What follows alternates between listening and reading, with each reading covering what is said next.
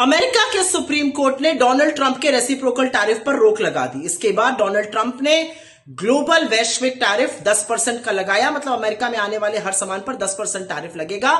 इसका सीधा और सिंपल मतलब है कि हिंदुस्तान पर 10% टैरिफ लगेगा, वो 18% नहीं लगेगा जो ट्रेड डील में तय हुआ था। आपको याद होगा फरवरी की शुरुआत में इंडिया अमेरिका ने एक ट्रेड डील तय करी थी जिस पर भारत पर 18% टैरिफ लग रहा था, 3% से बढ़कर, और हमने अमेरिका पर 0% टैरिफ लगाने का वादा किया था। हमने अमेरिका से वादा किया था $500 बिलियन की तमाम चीजें खरीदने की, जिसमें कि कृषि की चीजें भी शामिल है। हमने अमेरिका से वादा किया था कि हम रूस से सस्ता तेल ना खरीदकर अमेरिकन और वेनेजुएलन तेल खरीदेंगे।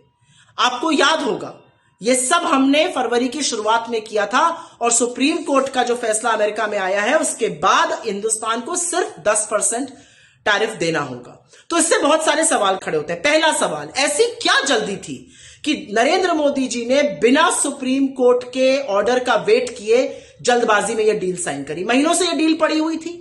30 मिनट की कॉल पर इतना आत्मसमर्पण करके इसको साइन करने की क्या जरूरत थी? हमने अमेरिका की चीजों पर 0% टैरिफ लगाना क्यों माना? हमने क्यों यह वादा किया कि हम $500 बिलियन का सामान अमेरिका से खरीदेंगे, जिससे कि हमारा ट्रेड सरप्लस, हमारा ट्रेड डेफिसिट बढ़ जाएगा, हमारे उद्योग तबाह हो जाएंगे? हमने क्यों यह माना कि हम रूस से सस्ता तेल ना खरीद के अमेरिका से खरीदेंगे, अपनी एनर्जी सिक्योरिटी को कॉम्प्रोमाइज किया? हमने क्यों अपना पूरा का पूरा डेटा थाली में लगाकर अमेरिका को सौंपने का वादा किया?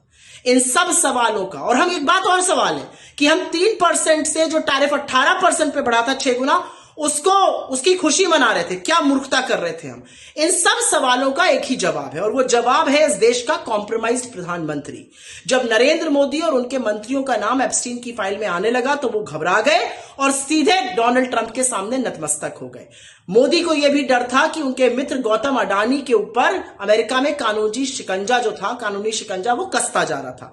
इससे मोदी भयभीत थे, और इसलिए उन्होंने अमेरिका के सामने भारत के किसानों के, भारत के भविष्य की, भारत की एनर्जी की, भारत के डेटा, आर्टिफिशियल इंटेलिजेंस, सबकी बलि चढ़ाकर एक ऐसी ट्रेड डील करी जो भारत के लिए हानिकारक है।